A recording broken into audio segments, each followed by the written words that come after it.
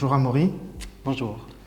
Je viens vous voir aujourd'hui au CNCD 1111 pour un dossier très important qui mêle décolonisation et écologie, notamment tout ce qui touche à l'environnement, mais aussi à l'impact sur les populations. C'est le dossier Feronia, un dossier qui tire sa source de la colonisation. Est-ce que vous pouvez, pour commencer, essayer de nous expliquer ce dossier dans son contexte historique? Comment l'État belge était-il impliqué dans ce dossier dès le départ? Alors dès le départ, en fait, on en parle aujourd'hui parce que c'est un projet qui a été financé par la coopération développement belge, mais au départ on parle de plantation d'huile de palme en République démocratique du Congo. Et ce sont des terres en fait, qui ont été données par l'administration coloniale belge en 1911 à un industriel anglais, Lord Leverhulme. Donc un industriel anglais qui, plus tard, avec son frère, sa famille, va fusionner avec une entreprise hollandaise et ça va donner la fameuse société Unilever. Unilever que tout le monde connaît. Que tout le monde connaît, ou si vous ne connaissez pas, en tout cas ils consomment leurs produits sans le savoir. Donc voilà, on est dans un contexte colonial, avant même que ce soit l'État belge, puisqu'au départ c'est... L'État indépendant du Congo. L'État indépendant avec Léopold II, donc l'État indépendant du Congo, avec Léopold II qui va donner ces terres effectivement à un industriel européen anglais. Et évidemment, là, si on fait un saut dans l'histoire, ça va devenir cette société Unilever. Et vous parliez de Feronia en introduction, c'est vraiment beaucoup plus tard, donc presque un siècle plus tard, en 2009, que cette société Feronia, basée au Canada, va racheter ces terres qui ont été acquises sous la colonisation, va racheter ces terres à Unilever pour donner ce qu'on appelle maintenant en fait les plantations d'huile du Congo, PHC. Si on revient un peu au début, en 1911, ces terres sont octroyées à Lord Leverhulme.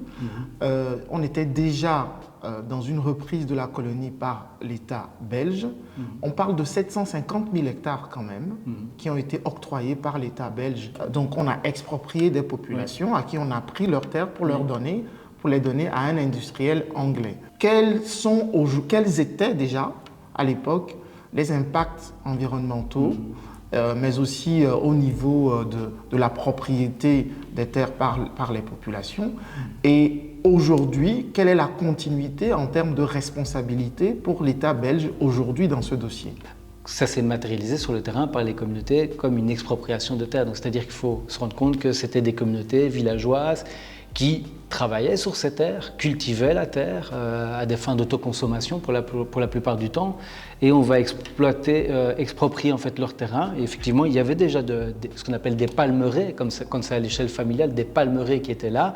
On va exproprier pour faire des plantations d'huile de palme industrielle. Donc des monocultures. Des monocultures à large échelle.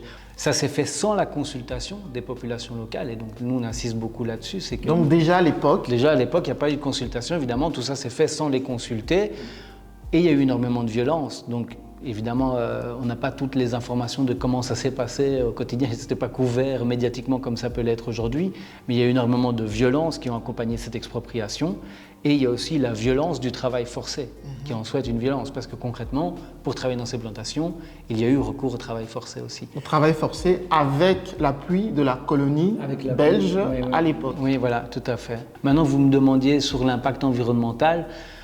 Je n'ai jamais rien lu dans aucun rapport de quel a été l'impact environnemental à cette époque-là. Quels sont Mais le fait de transformer des plantations à échelle familiale, dans lesquelles on peut supposer qu'il y avait beaucoup plus de diversité parce qu'il s'agissait de répondre à la multiplicité des besoins de la famille ou de la communauté pour en faire des monocultures, ça on le sait maintenant aujourd'hui que ça a un impact sur la biodiversité. Je veux dire, passer sur le modèle de monoculture, par définition ça veut dire qu'on réduit la biodiversité sur place, qu'on va adopter des techniques d'agriculture qui sont plus intensives et qui donc, je ne pourrais pas vous dater à partir de quand des pesticides ont été utilisés dans les plantations, mais souvent les plantations à large échelle comme ça riment avec des modèles de production agricole qui sont moins respectueux de l'environnement. Quand Feronia reprend l'exploitation en 2009, est-ce que les choses ont changé du point de vue de des violations des droits humains, par exemple? Est-ce qu'il y a une forme de continuité entre ce qui se faisait à l'époque et ce que Feronia a mis en place par après? Il y a évidemment des différences entre un système colonial et une fois qu'il y a eu la décolonisation et que Feronia rentre sur le terrain. Donc moi je ne ferais pas dire que c'était équivalent. Mais déjà au niveau du consentement, est-ce que Feronia a demandé l'avis des populations avant de continuer l'exploitation? Sur la question du consentement, non. Et donc c'est ça qui fait qu'on est toujours dans une situation de conflit foncier aujourd'hui. Le fait de ne jamais avoir été consulté, ça c'est la version des communautés. Maintenant, Feronia prétend qu'il y a eu consultation des populations locales, qu'il y aurait même eu des accords avec certaines des communautés. Il faut savoir qu'en fait on parle de plantations qui sont sur 3 sites différents dans un pays qui est très très grand, donc c'est assez large. On peut pas, les situations sont peut-être différentes d'une région à l'autre, et ce qui manque, ce sont les preuves, parce que eux affirment qu'il y a eu des accords avec certains représentants des communautés, et donc les communautés se sont battues pour en fait obtenir ces accords. Ils ne les ont jamais vus, ils ont demandé plusieurs fois. Ça a été jusqu'à finalement même des représentants de la Banque de développement allemande, la DEG, de dire « Ah mais si, en fait on les a eus, mais ils ont été volés dans nos bureaux, ils ont été volés dans les bureaux, donc finalement on ne les a plus, mais ils ont existé. » Donc ces documents n'ont jamais été visibles, et normalement la loi prévoit qu'il faut une signature justement du président, donc un décret présidentiel quand on parle de terres sur des surfaces aussi grandes. On est passé de 750 000 à 100 000 hectares, ce qui est énorme quand même. Énorme. Donc, en termes de provinces, aujourd'hui, dans la géographie congolaise, on parle des provinces de l'Équateur, de la Chopo et de la Mongala, pour que les gens qui connaissent la région visualisent un peu. Récemment, j'ai lu un article écrit par Jean-François Paulet dans Imagine le Monde en 2015. Il rapportait les propos de Develyne Kouyek de l'ONG Grain. On travaille aujourd'hui dans ces plantations comme à l'âge reculé des colonies, sauf qu'aujourd'hui, leurs propriétaires sont des agences publiques de développement censées lutter contre la pauvreté. D'abord, est-ce que c'est vrai ce qu'il dit? Est-ce qu'on travaille encore dans des conditions comme à l'époque? Et puis ensuite, comment est-ce que l'État belge, justement, à travers des agences publiques de développement, est impliqué concrètement dans cette exploitation? Donc il y a tous les rapports des communautés, mais un des rapports qui est le plus souvent cité pour parler des conditions de travail, c'est celui qui a été fait par Human Rights Watch en 2019, qui a été complémenté, on va dire, aussi par une visite de terrain de mon prédécesseur Stéphane Desguin et de Sabine ici, qui travaille au CNCD. Ce qui a été dénoncé, la première chose, c'est de ne pas respecter le salaire minimum national. Et il a fallu la pression des ONG et des communautés pour que finalement les salaires évoluent tant bien que mal vers le minimum légal en RDC. Les autres conditions de travail qui étaient dénoncées, entre autres dans le rapport de Human Rights Watch, c'est le fait de travailler avec des pesticides et que les travailleurs et les travailleuses ne bénéficient pas de protection suffisante pour travailler avec ces produits. Pas de protection, pas de formation.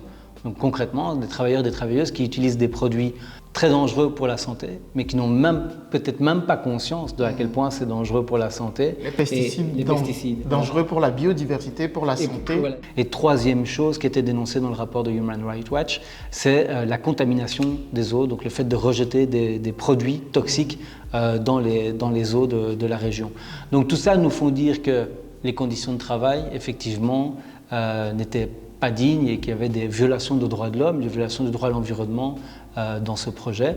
Et c'est là que nous, en tant qu'ONG, on dénonce la responsabilité de la Belgique et la participation de la Belgique à un projet qui rime avec violation des droits humains. Comment l'État belge justifie-t-il cet investissement dans ce projet dont on a vu qu'il avait énormément d'impact négatif depuis la période coloniale? Alors, paradoxalement, c'était même un projet qui était présenté par la coopération belge comme un projet modèle. Il faut savoir que le CNCD et Elf, notre homologue néerlandophone, avaient fait un rapport déjà sur bio pour dénoncer certains projets et l'incohérence de certains projets. Et donc, c'est très fièrement qu'ils ont investi dans ce projet-là en mettant en avant des arguments qu'on peut entendre, création d'emplois, une filière nationale pour limiter les importations. aussi l'argument que quand des organisations comme Bio investissent dans des projets, ils vont compléter ça par des plans d'action environnementale et sociale, plan environnemental, action et sociale, pour essayer d'améliorer la situation sur place. Mais nous, ce qu'on a pu observer, c'est que depuis l'arrivée de Bio, en vérité, ce plan d'action environnementale et sociale, on ne sait pas vraiment ce qu'il y a dedans. Il y a des enjeux de transparence avec des sociétés comme Bio. Nous, sur base du résumé, on peut voir que c'est déjà pas très ambitieux, en vérité, ce qu'il y a dans ce plan-là. Et non seulement c'est pas très ambitieux, mais en fin de compte, on constate qu'il n'a pas été réalisé. Pour revenir aux communautés locales, le 5 avril 2018, 9 communautés villageoises ont porté plainte contre Feronia auprès du mécanisme de plainte de la Banque de développement allemande, parce que l'agence allemande est aussi impliquée. Et aujourd'hui, quelles sont les demandes concrètes de ces 9 communautés villageoises et qu'est-ce que les ONG qui les soutiennent, des ONG européennes comme le CNCD, demandent aujourd'hui concrètement? Donc effectivement, il y a eu cette plainte qui a été déposée et qui dénonce en fait, l'accaparement des terres et dénonce le fait qu'il n'y a pas eu de consultation à aucun moment des étapes, donc parce qu'on a parlé de 1911, mais quand il y a eu le rachat de Feronia, voilà, il n'y a pas eu de consultation non plus. Maintenant, voilà, si on est honnête, la situation, il y a malheureusement, quand il y a des accaparements de terres, il y a des situations de fait que quand on est dans des situations très compliquées, il se peut que certaines communautés, avec le temps, si elles bénéficient d'énormément d'emplois plus que d'autres, peut-être que certaines finalement se disent c'est un moindre mal, on est bien là, alors que d'autres sont toujours vraiment dans une situation, ne bénéficient peut-être même pas d'emploi dans la société et ont été expropriés de leurs terres. Donc il faut assumer qu'il y a des différences entre les communautés. Elle dénonce l'accaparement des terres, elle dénonce les violences qui ont été mises en place. Et on parle d'assassinats ciblés, y compris récemment? Alors nous, on n'a jamais utilisé le mot assassinat ciblé, mais il y a eu plusieurs épisodes de violence aux alentours des plantations, dans les différentes régions, et donc il y a eu plusieurs morts depuis que Feronia est en place, quoi. Il y a eu des morts qui sont très très floues, on ne sait pas très bien en fait pourquoi cette personne a été tuée, par des gardes industriels, des personnes qui ont été pointées du doigt mais finalement relâchées, disculpées. Donc c'est très difficile d'avoir le fin mot dans toutes les histoires, il n'y a jamais vraiment eu de justice. Il y a eu des morts aussi en marge des manifestations, donc des manifestations qui ont été réprimées par la police. En fait, ce serait suite à des vols. Mais quand bien même il y aurait des vols, rien ne justifie le fait d'en arriver à tuer des personnes. Et à chaque fois, c'est l'implication de gardes industriels et même de la police de la région. Comment est-ce possible que les gardes industriels de Feronia mènent des actions à côté de la police pour aller trouver les personnes? C'est quand même l'indicateur que les communautés locales se sentent lésées. Pour que des personnes... sans me prononcer sur le fait qu'elles aient vraiment volé ou pas, mais quand bien même elles auraient volé, c'est quand même un indicateur de la souffrance des personnes dans la région et des besoins dans lesquels elles sont. Dans la continuité justement du système colonial, il y avait également des entreprises qui exploitaient le caoutchouc, qui avaient leur police privée, qui pouvaient arrêter des gens, tuer, mutiler, etc.